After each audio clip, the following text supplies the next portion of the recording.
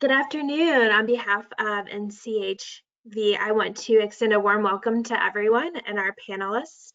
I'm excited to be moderating today's session on influencing affordable housing development, and we have some great panelists lined up for you this afternoon. Before we get started, I just want to remind everyone of a couple of things. If everybody can make sure their lines are muted. And then we will have a question and answer session at the end of the session today. So if you have any questions, feel free to put those in the question box. The chat has been disabled. And if you participate throughout the session, you'll be entered into a gift card.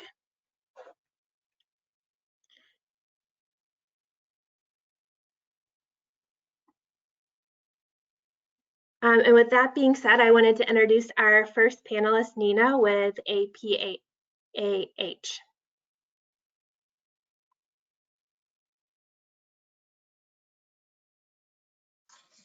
Great. Thank you, Victoria. Nice to see you this afternoon. And I see we have over 100 attendees here. This is wonderful. Excited to talk today about influencing affordable housing development in your community. Again, my name is Nina Janopaul. I'm the CEO of the Arlington Partnership for Affordable Housing, APA. APA is a nonprofit that is based in Northern Virginia and serves the Metro DC area. Let me tell you a little bit about my organization. APA is a nonprofit award-winning housing developer. And we don't just develop affordable housing, we're also committed to advocating for affordable housing in our communities and with the low-income residents that live in our communities. We own 1,800 rental apartments at 18 locations, and we have another 700 units in development. We're about $450 million in assets. And not just do we serve low-income households, but 10% of our units are designated for permanent supportive housing. And that includes formerly homeless, the topic of this conference, as well as persons with differing abilities. We operate throughout the Metro DC area, and we were very honored this year to be named by Affordable Housing Finance as one of the top 50 developers of affordable housing in this country. So the task today is, how do we create new affordable housing? And I've outlined sort of 5 basic steps, the first 3 of which are fairly unique for affordable housing. Acquiring land, we have to acquire it at a fairly reasonable cost. So ideally, it's land that we get from a mission-minded partner, and I'll describe a couple of case studies of that, or from a public agency. We've done some projects on public land. The next step is to secure public approvals, and typically affordable housing is not a by right development, or if it is, there's an opportunity perhaps to get more density on the site by going through an entitlement process, and that reduces our land costs. So that is often a lengthy part of the affordable housing development cycle. And then the third piece, this is essential, is to secure some form of subsidized financing. You know, if we're building new affordable housing and we want to charge rents that are affordable to low-income households, we need to have some capital sources that bring down our costs. What happens after that? Well, hopefully we get our financing together, our approvals, our land control. We do a closing, we build. Construction for our projects takes 12 to 27 months. And then we open and then we celebrate. These are just a couple examples of projects that APA has done in the last few years. Our Columbia Hills project was one of the pioneers in using a new housing finance tool, the hybrid program, combining the 9% and 4% tax credits. We developed 229 units on a surface parking lot of another garden apartment complex we owned. So it was an 8-acre site, and we converted about 1 acre to this new mid-rise building, 8-story building. The Springs is another project that we developed and delivered in 2016. Another one of our garden apartment complexes. It had 26 units, so we tore those down and increased it 4-fold, again, going through the entitlement process to create 104 units. And the bottom one here, just a quick example of some of the work we do again. This one is on public land. We won a request for proposals from Arlington County, our hometown. They had a low-rise community center and decided to develop it in a more urban design. So they put in a 5-story community center on the front of the 2-acre site. And then we put in a 4-story building with 122 units on the back. And we have a shared parking garage. I want to go in a little more depth just to give you a sense of how these projects work on 2 specific case studies. So the first one is Arlington Presbyterian Church. This church, like many in our nation, had seen its maximum church attendance back in the 1960s. It had an aging building, attractive building, but an aging building. It was not accessible at all. They had some parishioners that couldn't get into the property because of all the stairs. And they had a declining attendance and declining funding. So they looked at how they could both serve neighbors in their community and continue their mission and come back to the site in a different format. So they went through a multi-year discernment process, and out of that decided they wanted to do affordable housing. I think this is a trend that's happening nationwide. There's more and more churches that are looking at this same issue and seeing affordable housing as a compatible way to continue their ministry on a physical site, but to bring in new activity and sometimes to tear down their old buildings and start afresh. It was a multi-year process to attain the approvals from both the church. The Presbyterian Church is a hierarchical church, so even though the congregation voted to work with APA, it took some time to get through their approval process. They had a larger body that had to approve it, and we opened that in 2019. What did we deliver? Well, we delivered 173 units of committed affordable housing, which was a big accomplishment on this 1.5 acre site. Again, we used this hybrid tax credit financing. This was our second project that we used on that. At the site today, we have a number of community spaces, and the church actually retained ownership of about 7,000 square feet in the back and created an outdoor garden that is open to the public and to our residents. Certified multifamily platinum. It has green certification.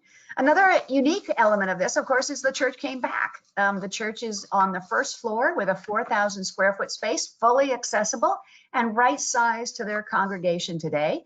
And that congregation is very engaged in the residents at the property. It's pretty exciting to see the dynamic relationship, particularly during COVID. They, for example, have been running a small store every Sunday where they hand out diapers and toiletries and toilet paper. The other part of our first floor, we dedicated to a nonprofit training center, La Cocina VA, which is both a small business incubator and a training kitchen. And it works particularly with immigrant women to create opportunities for them to improve their income. So it was sort of this one, and the church was very supportive of that. So it was sort of this wonderful combination of new housing, new nonprofit mission, and a new church at the same site. The whole project was about a $71 million cost. An important tool in there, again, is that low-income housing tax credit program. It's a federal program. It's the main source of funding for affordable housing in this country. There's an acronym here you're probably not familiar with, AHIF. That is a municipal trust fund. So we got funding from our local community that they invest in as a repayable loan paid from cash flow. We also worked with our state housing finance agency. This is their acronym, VHDA, Virginia Housing Development Authority, and they gave us first mortgage debt. The majority of our costs were spent in new construction, but there were also some soft costs, and we did pay the church for their site, about 80% of the appraised fair market value. It's really been a win-win success story, as I said. My second case study today for you is to talk about something that might be more near and dear to this group's heart, our partnership with American Legion. American Legion Post 139 had a 1.3 acre site in the heart of Arlington. You can see there a 2-story post that was built in the 1940s. It was in urgent need of repairs. The roof was leaking, the heating system wasn't working, but actually equally important was it's not a accessible building. To get into the building, you had to go downstairs to the recreation space or upstairs to the meeting hall, and a large number of veterans are not accessible. Could have struggle without going to a barrier-free property. So the membership was declining and aging. Like the churches, a lot of American Legion posts had seen their highest attendance back in the 1960s. And this was a challenge for them. It was a challenge to have enough money to keep the doors open. It was a challenge actually to continue to serve their mission. They felt like the building was so unattractive that young vets from the Gulf War were not interested in coming into the property. So they had this asset, a 1.3 acre site. It's in the heart of Arlington, a couple blocks away from a metro station. And they wanted to figure out what to do. They didn't have the money to tear down and rebuild themselves.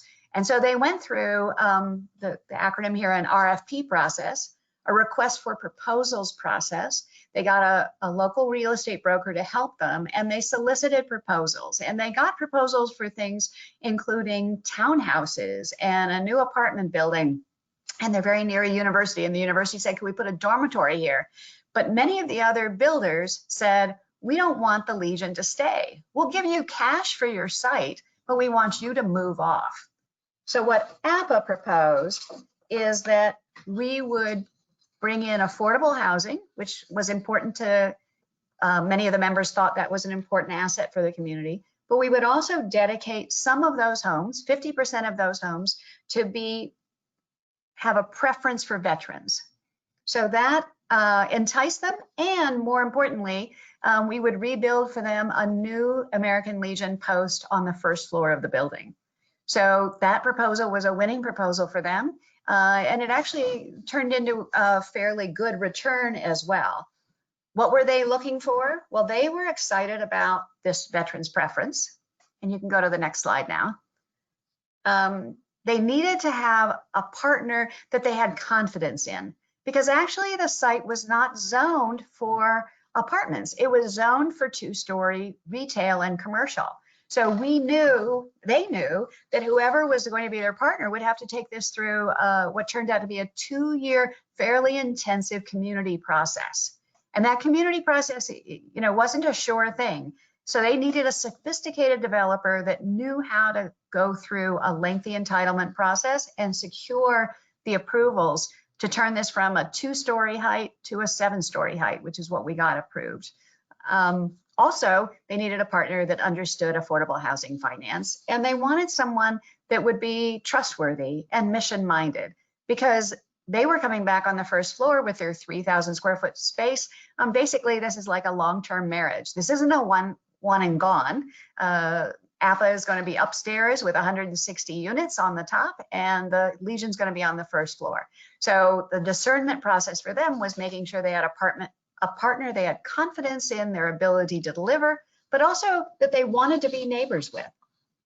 So here's the end product. By the way, that's Governor Northam celebrating the state gave a $700,000 contribution towards the project. So here's the end product, still in design. Look, it hasn't been built yet. Creating 160 new affordable homes in a 7-story building. Again, 50% will have a veterans preference. We've also secured a VASH vouchers from the VA. So 10% of the units will have vouchers for veterans supportive housing that comes with wraparound services as well. And this new 3,000 square foot post on the ground floor. So the premier location in this, as you saw in the early pictures, the old design was a very suburban parking oriented design. The first thing you saw was the parking lot. This will be a very urban walkable design. So the American Legion will be right on the streetscape, and it'll be a fully accessible. So their hope is this will be very attractive to the next generation of American Legion members, and that those Gulf War vets and the younger vets will find in this an attractive home. There's a couple other shots of it has a courtyard in the back, sort of a F-shaped building, hopefully some barbecue areas, and a specific courtyard for the Legion post as well. I won't underestimate, though, how hard this was to get through the public approval process. As you might imagine, there were some neighbors that lived nearby. They were kind of accustomed to seeing a two-story building near them. So we went through many, many public hearings, and those hearings included members of the Post coming to testify and veterans coming to testify and talking about we're very close to the Pentagon and to Fort Myer. And so many young vets cannot come back into Arlington to live because it's not affordable. So it was very heartwarming for me to see neighbors who initially would stand up and say, I'm not excited about a 7-story building next door to me, but I really want to help serve veterans. So it became a win-win, a long journey, about 2 years. I'll show you a slide on that in a minute. The financing was also quite complicated. It's a $75 million project. The Post will spend about $3.5 million of their sales proceeds to build their new on-site facility. The sales price was a little over $8 million. So some of their money came back into the project as a seller note. So $3 million is coming back as a seller note. And then they have another $1.5 million in an endowment that they can use for programming. So, you know, a new space, new money for the Post to use as an endowment and for programs and services, and some money that will come into them over the long term through their seller note. As I said in the prior example, the first case study, the housing tax credit is an important tool here. The low-income housing tax credit, so that's $34 million, almost half the project cost. In this case, we also got $11 million from our local housing trust fund, the Arlington County Housing Investment Fund. We have a first mortgage also provided by our state housing finance agency. And because we had a gap in this project, we also raised $4 million in philanthropy. We got a very generous lead gift from Ron Terwilliger in honor of his parents, Lucille and Bruce Terwilliger. Ron Terwilliger is a Naval Academy grad and was raised in Arlington, and he's also a philanthropic leader in affordable housing nationwide. So we were very honored to have his lead gift. We also had a $1 million gift from Amazon. Amazon is coming into Arlington, and we persuaded them that contributing to this would be a good investment to their future HQ2 home. It was a hard-fought battle, but you know, several years of trying to get approvals will result in this wonderful building. Our timeline starts back in 2016 when the American Legion selected APA through their RFP process that I described. As I said, it took about 2 years to get through our approvals. First thing we had to do was change what our community calls our comprehensive plan to even allow us to consider multifamily in this location and the kind of heights and density we were looking for. And also the second year was to approve our specific site plan. So the architect created the exact designs, and we had very detailed discussions. We actually, in the middle of that process, moved the entrance to our parking garage because of a neighbor who said that would shine lights in his bedroom. So we redesigned our building between the second and third public hearing to be responsive to our community. An important part of this process is being responsive and making sure that you're listening. 2019, we had to compete for the low-income housing tax credits. In most states, that's a competition to get the 9% allocation. Simultaneously, we did our capital campaign and some of the other sources I described on the slide. We just had our groundbreaking 2 months ago, a virtual groundbreaking given the COVID epidemic, and we hope to open in 2 years. So I've shared with you a little bit about our organization and what it does. I've shared 2 case studies, one with a church, one with an American Legion Hall. The question next is, what can you do? What can those of you who are attending this program do to create more affordable housing, and particularly housing that can be of service to formerly homeless veterans? I'd say number 1 is advocate for funding. Affordable housing finance is not free. We need funding at the federal, state, and local level.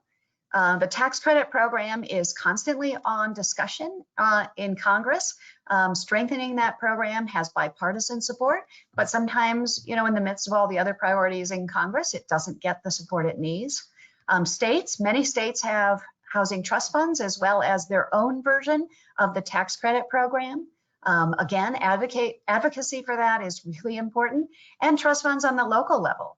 Particularly in high cost areas, it's hard to develop without having some local financing source for your affordable housing. We can't rent at $500 or $800 a month in a high cost area when it costs hundreds of thousands of dollars to build a new unit. So we need these funding sources. Number two, advocate for the creative use of planning and density tools. We could not have done either of these projects had there not been the ability to go from a 2-story church or a 2-story Legion Hall to a 6 or 7-story multifamily building. That's the economies of scale. So we could do 160 or 173 units. And that even works in outer suburban and rural locations. If you've got, the kind of density that only allows one house per half acre, well, that's not going to allow you to do the kind of multifamily density you need. So being creative, municipalities need to be creative in creating affordable housing, allowing even group homes in neighborhoods that are single family home. So creating that advocacy so that your community knows that density is an important tool for this highly needed goal of more affordable homes. Identifying mission-minded partners. If you know of churches, houses of worship, veteran serving facilities that maybe have gone beyond their prime and they're looking for what's the next generation of use of their space, talk to them about doing affordable housing in their spaces. Talk to them about connecting. And I would say, this is my fourth point, support nonprofit affordable housing developers. We're not the majority of what's happening in the commercial real estate world. There's a lot of for-profit developers there, but the nonprofit developers that really have a passion for housing people with disabilities, housing the homeless, bringing down rents to a very low level, those are great partners for some of these mission-minded landowners as well. And they're great partners to make housing for formerly homeless veterans. Thank you all for your time. It's been a pleasure to be here.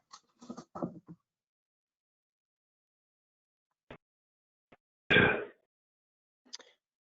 before I turn this over to our next speakers, I want to remind everyone to submit their questions. And as an incentive for participating in the session, you'll be entered to win a gift card, which will be announced in tomorrow's email.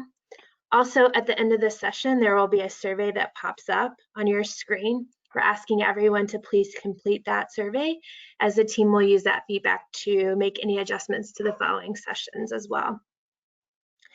I'm also excited to announce Vince Kane from the Wilmington VA Medical Center and Bobby Loob from the American Legion to discuss their unique partnerships. And with that said, I'll turn it over to the next speakers. Okay, Victoria, thank you very much for that. Vince asked me to take the lead, not the lead partner, but just to kick this off. And Nina, thank you very much. Very, very informative, not because you worked with the American Legion, but I'm a commercial construction project director and, project manager. So your entire presentation was near and dear to my heart, not just from the construction aspect of real estate, but, from the veterans, perspective also. So thank you again. Yeah, Catherine, Cindy, and Victoria, thank you very much for the opportunity to share our affordable housing methodology. We're going to present a little different perspective, if you would, and that is not from a construction manager or a developer's eyes, but New Jersey has a very different environment for this topic. Whereas most of our at-risk veteran markets are very remote and rural, with several larger cities included. Those of you that are not familiar with our Garden State, most of our area still is rural, so we get the, I guess, the image of the oil refineries, etc. But that's only in a very, very small part of the state. And also referring back to the project management experience, whenever we get into any project, at least on the committee that I chair, we also take a total project management approach for this subject and any subject where we want to be involved with any developer's planning through the early phases, through completion of construction, but also, which Vince is going to get into so much more, but remaining with that project and continuing to serve the veterans, that are housed. We learned this perspective very early on when we were conducting our 26 career fairs with the U.S. Chamber of Commerce, who preferred larger areas, venues, and veterans attendance. So after we learned that maybe that was not the right fit for New Jersey, we broke off of them and concentrated on what we just referred to before as smaller, remote, and rural areas with another 14 events. But then by being customized and specialized to the smaller areas, we were able to concentrate on those at-risk veterans and their families, and also transporting them, to the fairs. We also knew that our total market, that is the total market of veterans in New Jersey, is about 375,000 total. And we estimate by our very intimate exposure now to a lot of veterans, at least through our organizations, the VFW, the DAV, the Legion, that probably a good 5% of those could be in the affordable housing market. And we also know that the cause and effects, that is the causation of mental health, criminal justice involvement, and employment, are all contributors of our veterans being at risk. And if we don't step in and have some type of preventative care, if you would, they can become, the ultimate, and that is homeless and on the streets. And it's especially touching, I guess, or maybe a tragedy, as most of you at the National Coalition, and possibly also on this webinar, that our fastest growing homeless veteran population are female vets, and with families. So it's a crisis where we have to turn around, and affordable housing is, one way to do it. So some of the preventative techniques that Vince is going to talk about a little bit, and also knowing our markets. We've been into this specific area for at least 10 years. Mr. Kane, a lot longer than that, of course, in the National Coalition, longer yet. We've engaged in several projects as a preventative technique. And one we call Housing Our Heroes. And that was a statewide program to assemble and network homeless and at-risk service providers for the benefit of coordinating and facilitating services and resources to these veterans. And it is very heartwarming when we started into these.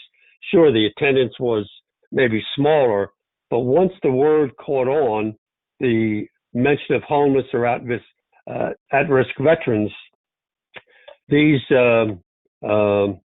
seminars, if you would, really took off. And the last, preventative type project, if you would, that we have is our affordable housing symposium. It also gathers the service providers, but more importantly, the developers, because we need to help educate them for the need of additional affordable housing. Also, as Nina was talking about, all the funding sources, even our developers aren't familiar with all these sources, but also try to entice them and allow them to build more housing. And I think one of the greatest compliments that both Vince Kane and myself and all the people at the Legion and the VFD was a comment by the National Coalition CEO, Catherine, was at the end of the symposium, she said, I think you are on the verge of a national best practice. So when somebody like that gives you that compliment, you better believe we're going to continue with these symposiums. So lastly, one of the resources that even Nina referenced, since we do partner strongly with the VFW also, is we have partners in 500 American Legion and VFW posts throughout the state that are really getting into this homeless veteran theme, because once they see their faces, once they see the women veterans, once they see their age group, Gulf War I and Gulf War II vets, it really, strikes a nerve. So with that, just as important as affordable housing, our vets need the earned services and benefits that the VA providers, such as Mr. Vince Kane, the Wilmington VA director, who's now going to share some stories, and also our techniques and what is required for us to have these successful symposiums. Vince?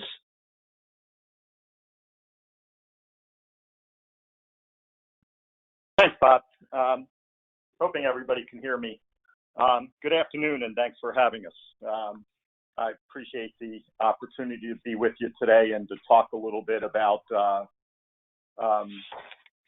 homeless services from a VA medical center director perspective. And what I want to focus on is sort of the changing role of VA. And really, as Nina and Bob had said earlier, the importance of partnership, the importance of working together in a changing world, where I think all of us have to begin to realize as we go forward, housing is healthcare, and that without housing, we can't deliver quality healthcare. We can't promote safety without housing. It's not only evident in the work that we do with homeless, but if you think about it for a minute and you look at our aging population and how they need alternative housing in order to stay engaged with their treatment. Same is true with the homeless population. So I want to talk about a changing role for VA and sort of lessons learned by me as a medical center director here. And I think about it in two phases. Phase one is clearly, the application and the build process. What goes into that? And what's the role of the VA there? Well, VA has to be a leader, a partner, a facilitator. VA has to be able to get the right people around the table in the community to identify the opportunities, to talk about the challenges, and most importantly, to work on solutions that help us move forward.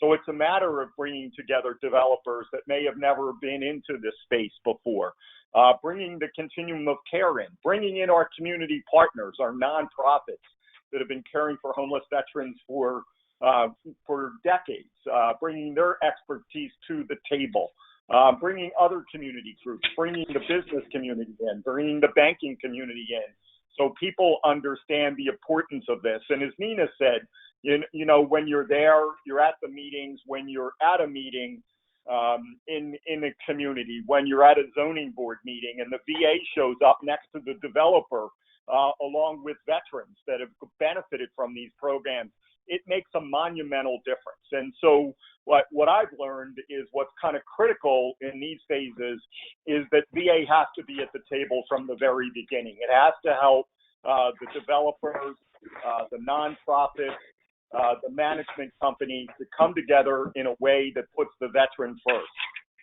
and really helps to bring the expertise of the community in to identify the need as equally important to then identify the solutions that are needed to move forward with housing.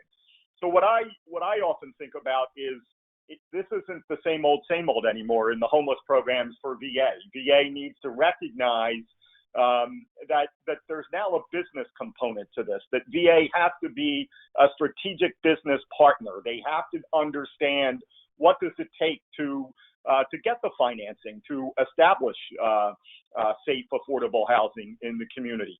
What types of steps are needed? What are the right experts that are there? How does VA even have the contracting expertise within the program office to make sure that as we are moving forward, even in the application and the development phase, that the procedures are being put in place to maximize community engagement, to understand how we're going to be targeting these resources, supporting this project, and sort of ensuring that our veterans have a place that is home, and not just housing, but home with services.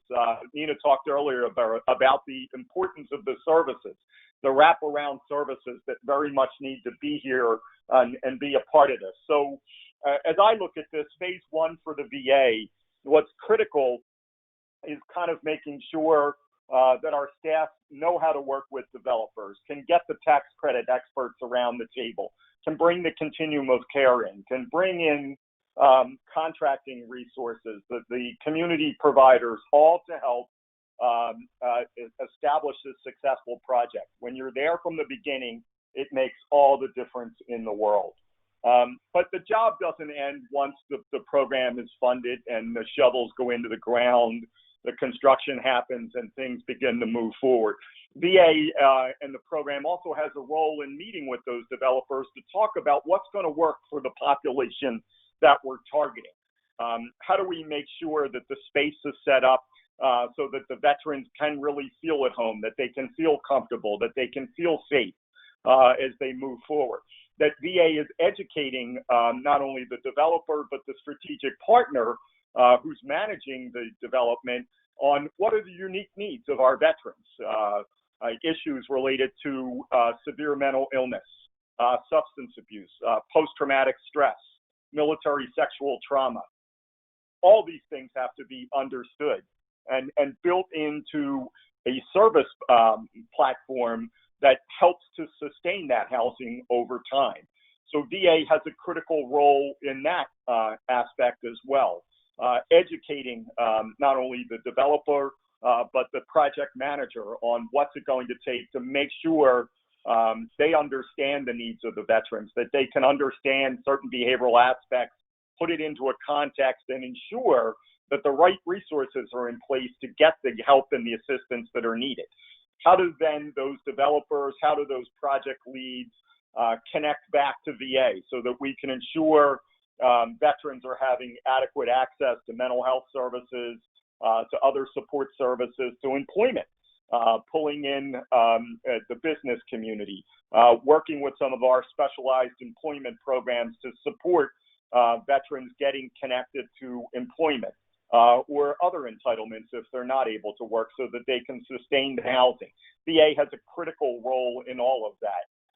And it's just essential that we begin to kind of make sure that as we're looking to build our programs, we're organized them in a way that isn't just focused on the case management, on processing somebody, getting them the furniture, getting them all the other case management needs, but it's also focused on making sure that we're addressing their mental health needs, their substance abuse needs, their primary care needs. As you look at our population today, it's changing dramatically. The vast majority of our veterans are approaching that category of 55 and older. So access to ongoing health care is just absolutely critical for this population. How do we help the program managers connect to our telehealth platform so that services can be built into the project to ensure more timely access to health care? Makes all the difference in the world in helping somebody to stay supported. Making sure that if somebody does relapse, that the providers know how to contact the VA or contact community so we can get them the more acute services they need, create the stabilization, and rapidly get them back into housing with the supports that they need. So the second phase is really about educating. It's about partnering. It's about ensuring that our community partners know what resources are inside the VA and that VA knows what community resources out there so that we can create a safety net that makes a difference for our veterans that are in housing. So I think for me, as we look at this, there's a couple key things. One is the importance of partnership, and you heard both Bob and Nina really talk about these projects can't be successful without partnership. And I think you have to insert VA into that partnership. VA is essential to helping move a project forward, identifying the need, providing data, providing resources, being able to get to the different meetings so that the right people are around the table so that the project can move forward. Once it's actually established, VA is essential, working with the community, again, as a partner, rolling up its sleeves to make sure we have the supportive services in place to sustain people in housing for the long term. So my message is that as we look at what we're doing in VA and what my experience has been as a medical center director, different than my previous life in the homeless program, is that we have to develop a business acumen to how we move forward, that our programs not only have to have the sophistication around the case management, but we also have to have the business acumen to help our community providers to look at contracts, to understand the construction process, to understand the zoning process, to be there with the partners, to show that support, and to make it clear that this is a priority for VA, for veterans, and for the community at large.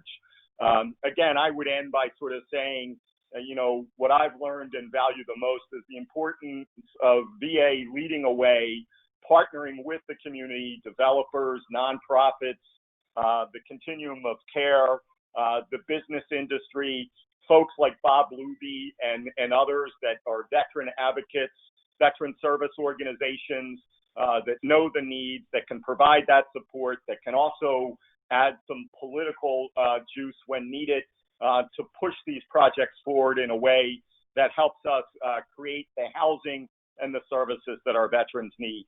My last point to you on all of this is I would also remind everybody, especially in the month of September, that many of the veterans have pretty significant needs, and they've been magnified by what we see in COVID. So the importance of connecting to mental health, identifying at risk for suicide among this population, and ensuring that they have access to that protective factor, that treatment that makes a difference, is essential for the health and well-being, not only of the veterans, for the community at large. So let me pause there and sort of open this up for conversation. I think what I was trying to do today is kind of get the point across that things are changing, and that the only way we're really going to get more safe and affordable housing is that VA, we have to change. We have to add a business acumen to what we're doing, and we have to ensure that we're there every step of the way to promote the safety, the quality, and the excellence that our veterans need and deserve. Thank you, Vince and Bob, for your great presentation. And we're going to get started with the Q&A right now.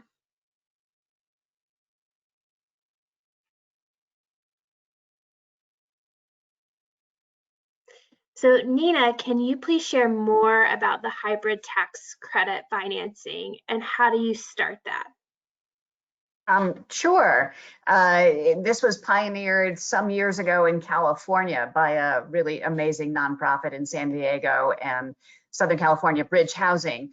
The way you start it is it's very complicated. So you have to talk to the tax credit experts. We worked with our tax credit accounting consultants, Kane Resnick, to help us put that structure together. We also have specialized legal counsel that works in the affordable housing world.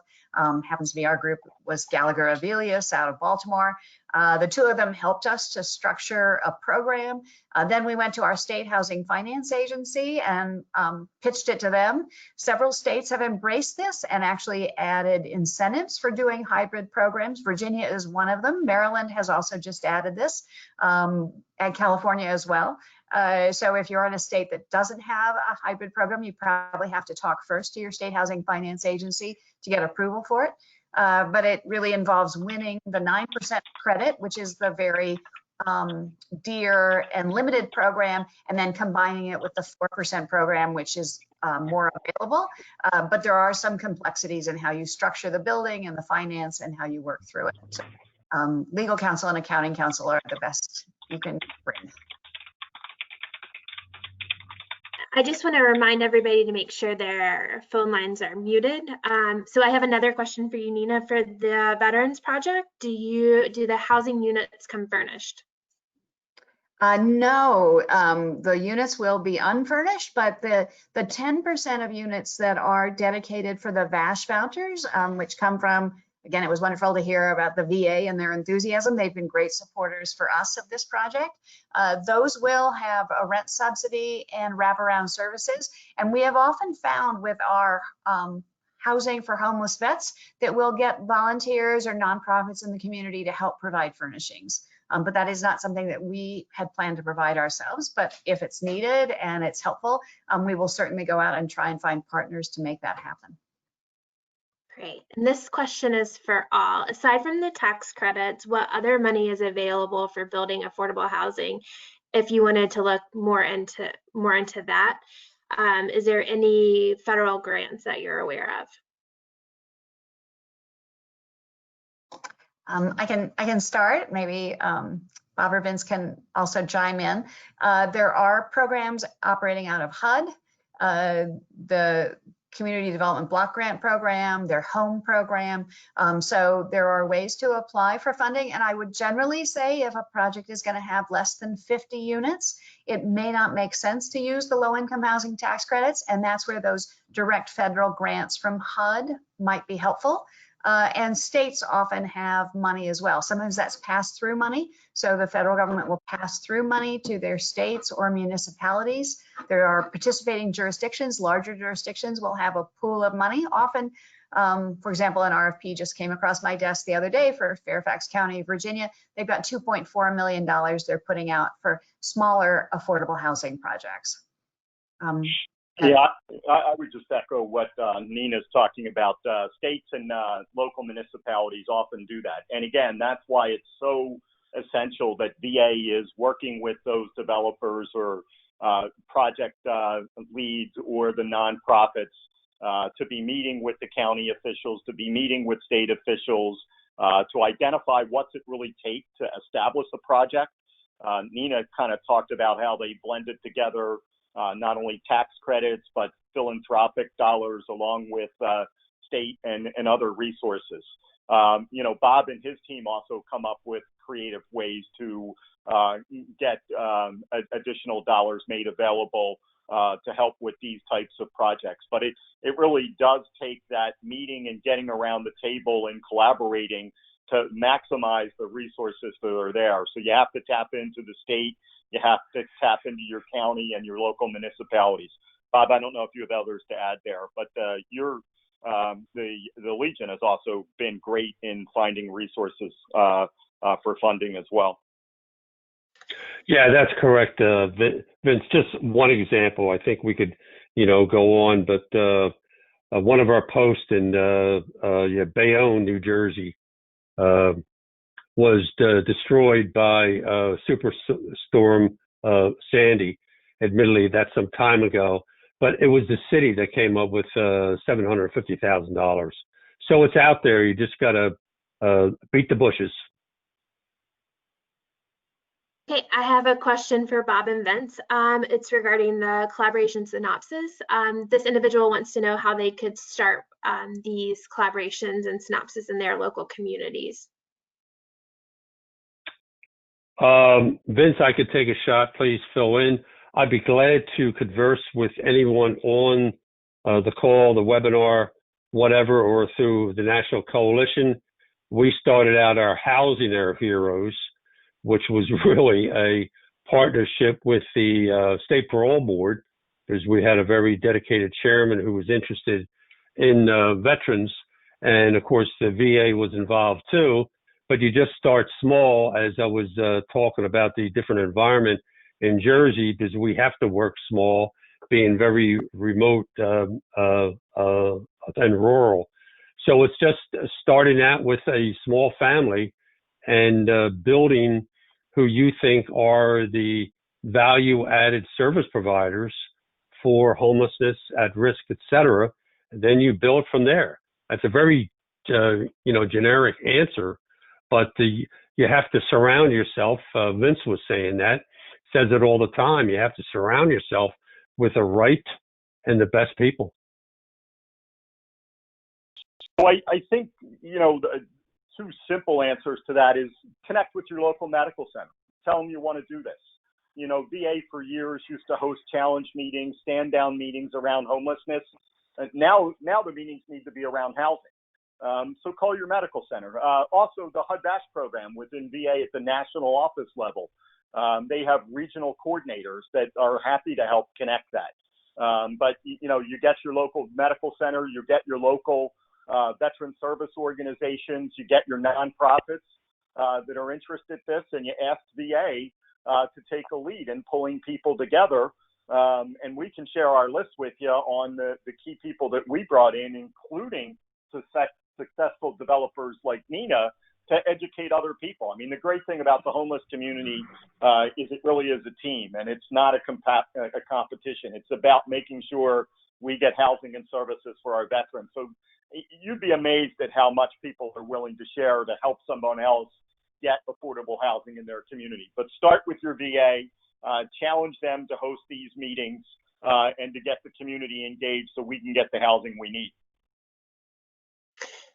Two good examples, national entities would be Volunteers of America.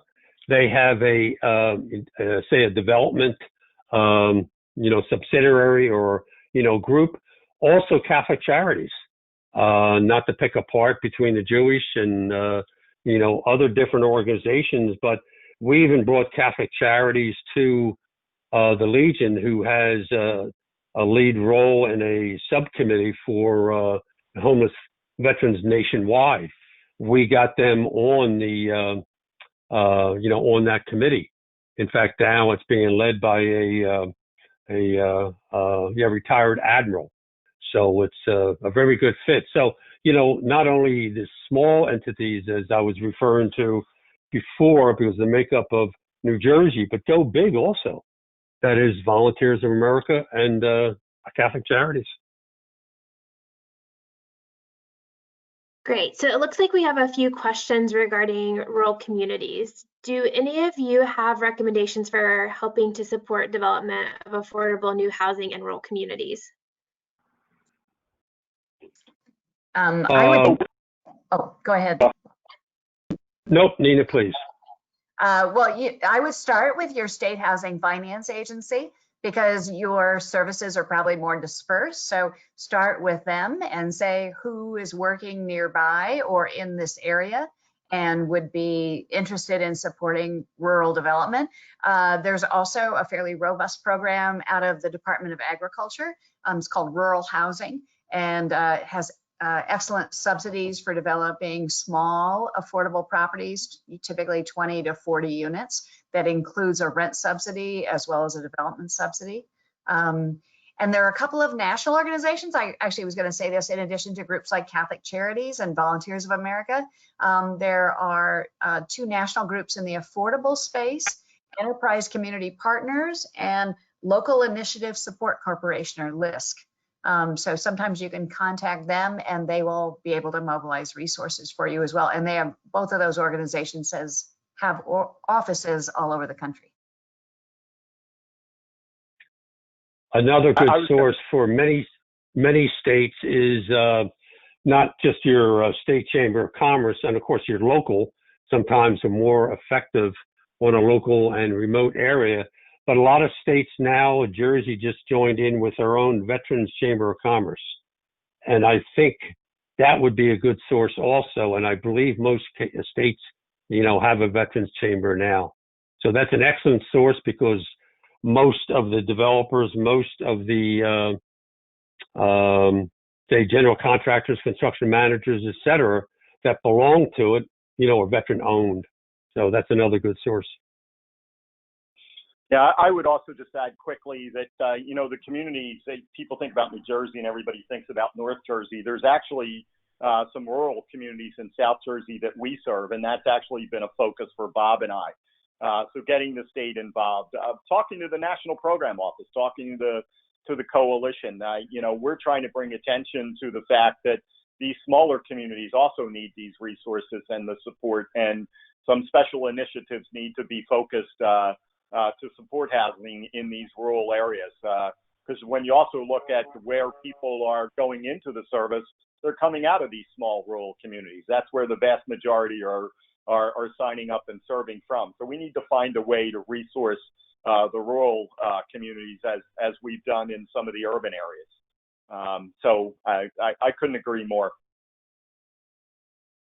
And just one last question for the panel. How do we advocate for planning and density tools at the local level? Do you feel that attending local community board meetings is a place to start with generating affordable housing? Yes, absolutely. Go to meet with your elected officials if they have open session even. Sometimes they'll have an open speaker forum and just say, affordable housing is important to me. I want to be part of housing homeless vets. Can you figure out how you can create more density for affordable housing in your community? Zoning decisions are made locally. They're made in your local community. So that's where it's, attend open houses, meet candidates while they're running for office and say, this is important to me. Will you embrace this if you're elected? Make it a topic that says you care about this. You care about creating. And we have a theory on here too, that more housing also means more affordable housing. So embracing more density can be good for everybody. There's also a very unused resource out there. Some good, some bad, hopefully mostly good. But I referenced the 500 Legion and VFW post just in Jersey. I know the Legion has over 13,000 nationwide. Again, I'm not criticizing, but there's some good, some bad, but always an excellent source to rally the troops, not just the veterans, but to rally the community. There's a lot of Legion VFW posts out there that still are the center, of the community as far as get-togethers, political debates, just barbecues, etc. Rally them, and it's a good source to, feed the fire.